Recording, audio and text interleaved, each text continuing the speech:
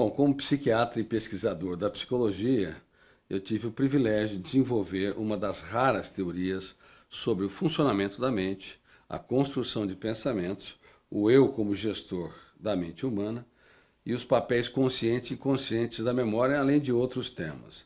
E ao longo do desenvolvimento da própria teoria, uma área que poucos tiveram o privilégio de entrar, como Freud, Piaget, Vygotsky, Kant, enfim, o fato de estudar a construção de pensamentos me fez perceber que pensar é bom, pensar com consciência crítica é ótimo, mas pensar demais pode ser um grande problema, levando ao esgotamento cerebral, fazendo com que pessoas possam gastar energia para 2, 3 ou 10 braçais. Você pode acelerar tudo no mundo e você ganhar em produtividade e qualidade. Por exemplo, se acelera as turbinas dos aviões, o processamento de dados dos chips, a comunicação, mas se você acelerar o pensamento, você vai perder, porque a mente humana exige uma pauta mais tranquila para ter um raciocínio esquemático, para ter um raciocínio lógico, profundo, capaz de dar respostas inteligentes nas situações estressantes. Então, ao longo da minha carreira como psiquiatra, fazendo mais de 20.000 sessões de psicoterapia e atendimentos psiquiátricos, e da minha carreira como construtor de uma nova teoria, eu percebi que a mente humana precisa ter uma homeostase básica, porque se ela é inquieta, agitada e acelerada, isso poderia produzir uma síndrome chamada síndrome do pensamento acelerado. No começo, eu organizei os pressupostos básicos dessa síndrome e depois fiquei claríssimo que ela poderia ser um problema gravíssimo para a espécie humana. Isso antes da internet ser fortemente propalada e antes também das mídias sociais. E é por isso que quando eu escrevi o livro Pais Brilhantes, Professores Fascinantes, lá já apontei de maneira clara a síndrome do pensamento acelerado e lá também já descrevi que nós não poderíamos mexer com a caixa preta do funcionamento da mente. Bom, mas hoje nós sabemos que a quantidade de dados, de informações, de imagens que crianças, adolescentes e adultos têm, seja na internet, nas mídias sociais, jogos de videogame e às vezes até no conteudismo da escola, isso levaria uma criança com 7 anos de idade ou de 7 anos de idade a ter mais informações que muito provavelmente o imperador romano tinha no auge de Roma, quando dominava o mundo. Agora, uma criança com tantos dados não consegue transformá-lo em experiência e experiência em habilidade socioemocional.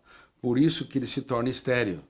E a consequência disso é uma construção, uma hiperconstrução de pensamento que gera uma série de sintomas devido ao esgotamento cerebral.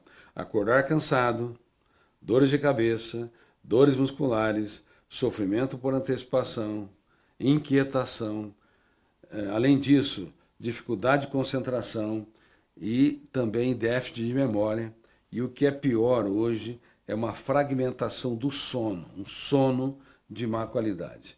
Então a síndrome do pensamento acelerado, ela começou a abarcar há mais de 15 anos milhares de pessoas, depois começou a abarcar milhões de pessoas e hoje eu posso falar com muita convicção que bilhões de pessoas são vítimas da síndrome do pensamento acelerado nesta era digital, onde tudo é rápido e urgente. Mas para você trabalhar perdas e frustrações, você não pode ser muito rápida, senão você não assimila a capacidade de transformar perdas em ganho, crises em oportunidades, dores, para te tornar mais forte. Infelizmente, essa é uma das grandes preocupações minhas. A síndrome do pensamento acelerado, ela gerou um desastre sem precedente no psiquismo humano e ela tem sido confundida com o transtorno de déficit de atenção e hiperatividade, e médicos do mundo todo estão prescrevendo drogas que tentam domar ou abrandar essa agitação mental sem necessidade. O transtorno de déficit de atenção ou hiperatividade acomete cerca de 1% a 2% das pessoas, mas tem que ter um viés metabólico. Ou seja, tem pais que previamente foram, na sua infância, agitados, ou avós, fazendo mil coisas ao mesmo tempo. Mas por que crianças e adolescentes no mundo todo, em todas as nações, que não têm pais que tiveram esse comportamento e essa dinâmica psíquica, por que tem gerado filhos altamente ansiosos, que não conseguem ficar 5 minutos sem atividade que já gritam? Não tem nada para fazer nessa casa. Crianças e adolescentes que não sabem lidar com a solidão e nem abrir o leque da mente através da solidão para desenvolver criatividades e alternativas para neutralizar a sua ansiedade. Infelizmente, a síndrome do pensamento acelerado, ela causou um crime na saúde mental, um crime contra a saúde emocional, contra a tranquilidade, a empatia, a capacidade, portanto, de se colocar no lugar do outro, a capacidade de pensar antes de reagir. E nós precisamos mudar isso. Precisamos orientar médicos do mundo todo, neurologistas do mundo todo, pediatras em destaque no mundo todo e psiquiatras, bem como os psicólogos, para entender que o excesso de estímulo acelerou a construção de pensamentos numa velocidade nunca antes vista, levando a um baixo limiar para suportar frustrações, onde pequenos problemas têm um impacto muito grande.